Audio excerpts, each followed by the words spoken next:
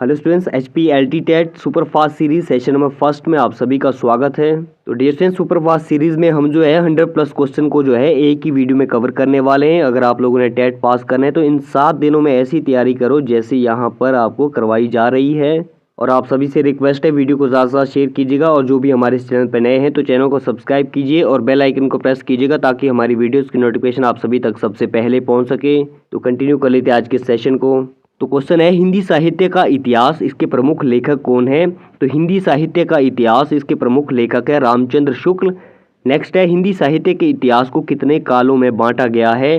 तो हिंदी साहित्य के इतिहास को बांटा गया है 4 कालों में। नेक्स्ट है, हिंदी भाषा में लिखा जाने वाला हिंदी साहित्य का प्रथम इतिहास कौन सा है? तो हिंदी भाषा में लिखा जाने वाला प्रथम हिंदी साहित्य का प्रथम इतिहास वो है अभी शिव सिंह सरोज। नेक्स्ट है, हिंदी साहित्य के इतिहास के प्रथम इतिहासकार कौन है? तो हिंदी साहित्य के इतिहास के प्रथम इतिहासकार है गारसदा तासी। नेक्स्ट है, आधुनिक हिंदी का विकास काल कब से माना गया है?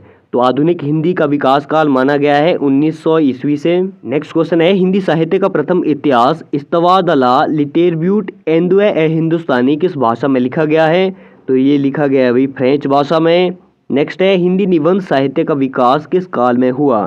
तो हिंदी निबंध साहित्य का विकास हुआ भाई भारतेंदु काल में।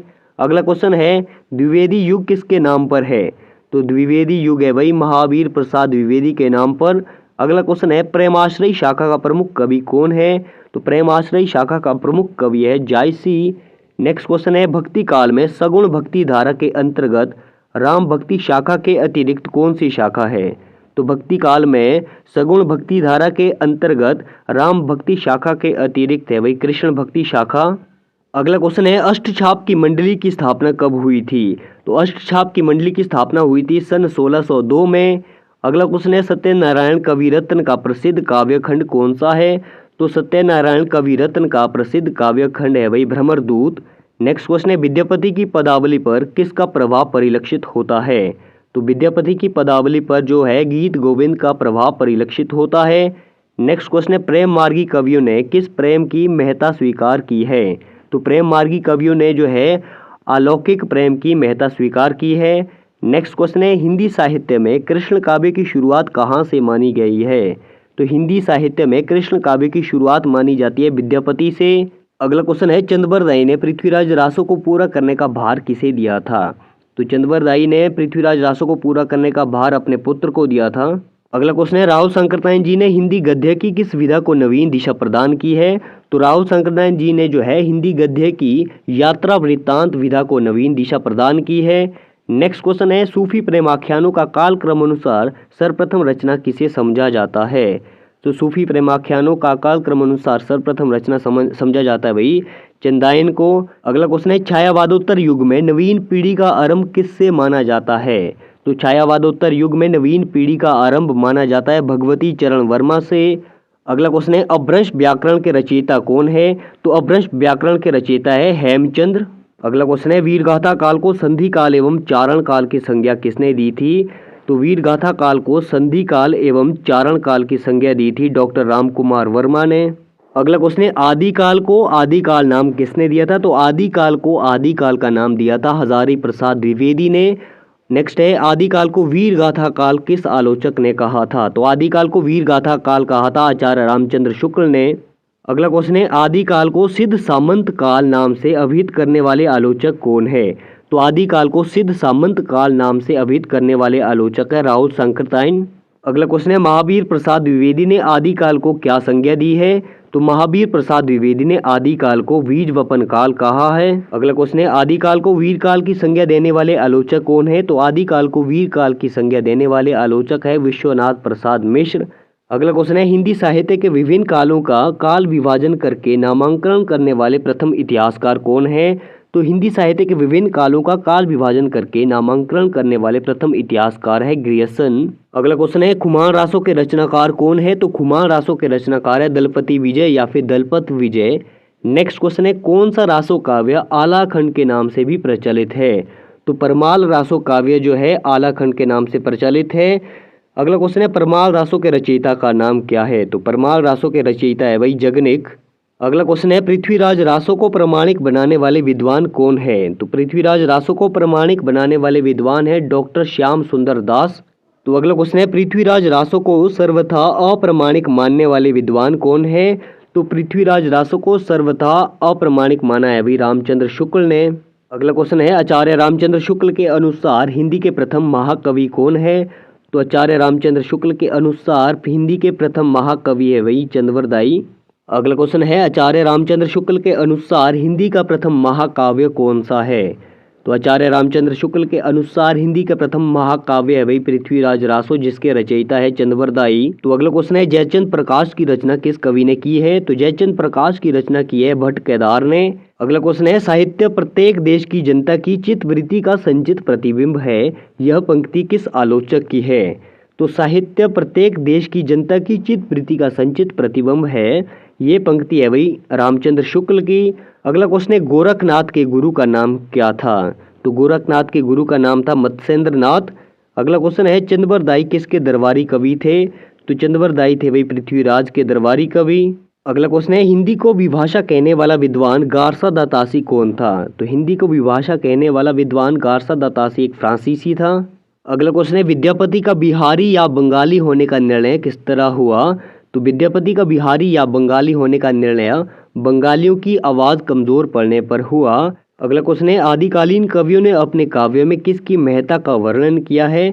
तो आदिकालीन कवियों ने अपने काव्यों में आश्रयदाताओं की महत्ता का वर्णन किया है। अगला क्वेश्चन है विद्यापति की भाषा क्या थी? तो विद्यापति की भाषा थी मैथिली। नेक्स्ट क्वेश्चन है सिद्धों की संख्या कितनी मानी जाती है? तो सिद्धों की संख्या मानी जाती है भाई 84 और नाथों की संख्या मानी जाती है 9। अगला क्वेश्चन है आदिकाल में खड़ी बोली को काल की भाषा बनाने वाले प्रथम कवि कौन थे? तो आदिकाल में खड़ी बोली को काल की भाषा बनाने वाले प्रथम कवि थे अमीर खुसरो। अगला क्वेश्चन है बिसलदेव रासो की नायिका का नाम क्या है? तो बिसलदेव रासो की नायिका का नाम है राज्यमती। विजयपाल रासो के रचयिता कौन है? तो विजयपाल रासो के रचयिता है नल सिंह। कीर्ति लता व कीर्ति पताका के रचनाकार कौन है? तो कीर्ति लता व कीर्ति पताका के रचनाकार है विद्यापति।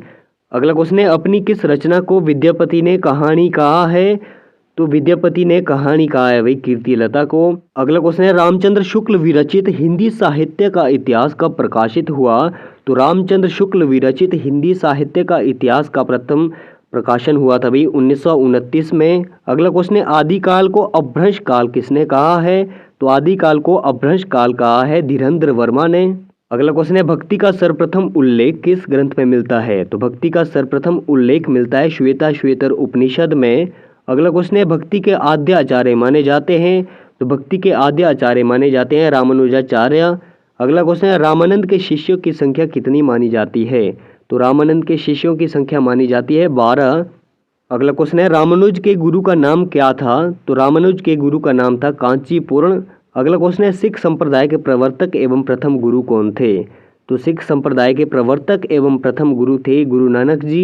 अगला क्वेश्चन है किस संत कवि के पद निर्गुण बीजक के नाम से प्रसिद्ध है? तो निर्गुण बीजक के नाम से किसके पद प्रसिद्ध है भाई? ये है कबीर के।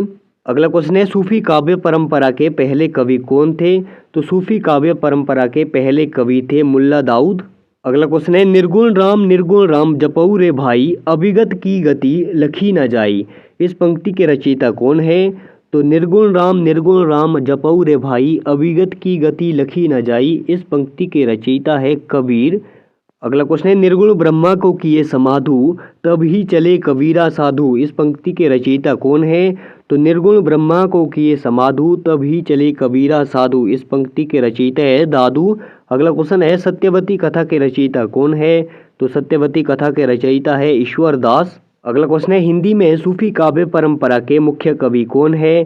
तो हिंदी में सूफी काव्य परंपरा के मुख्य कवि है जायसी। अगला क्वेश्चन है प्रभु जी तुम चंदन हम पानी जाति अंग अंग बास समानी, इस पंक्ति के रचयिता कौन है? तो प्रभु जी तुम चंदन हम पानी जाति अंग अंग बास समानी, इस पंक्ति के रचयिता है रैदास। अगला क्वेश्चन है किस विदेशी विद्वान ने हिंदी व्याकरण सबसे पहले लिखा? तो विदेशी विद्वान था जोशुआ कोटलरे, इसने जो है सर्वप्रथम हिंदी व्याकरण लिखा था। अगला क्वेश्चन है अपभ्रंश भाषा को पुरानी हिंदी किसने कहा? तो अपभ्रंश भाषा को जो है पुरानी हिंदी कहा था पंडित चंद्रधर शर्मा गुलेरी ने। अगला क्वेश्चन है हिंदी की लिपि क्या है? तो हिंदी की लिपि है भाई देवनागरी लिपि। अगला क्वेश्चन है हिंदी साहित्य के प्रथम कवि किसे माना जाता है? तो हिंदी साहित्य के प्रथम कवि का नाम है शालिभद्र सूरी। अगला क्वेश्चन है विद्यापति पदावली का रचना काल आचार्य रामचंद्र शुक्ल ने कब स्वीकार किया?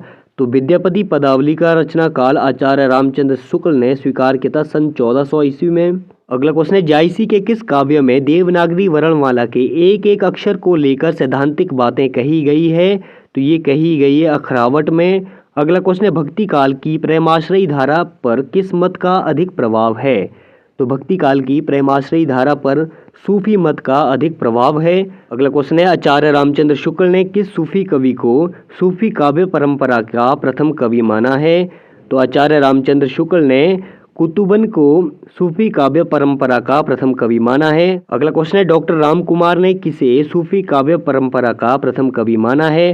तो डॉक्टर राम कुमार ने जो है मुल्ला दाऊद को सूफी काव्य परंपरा का प्रथम कवि माना है।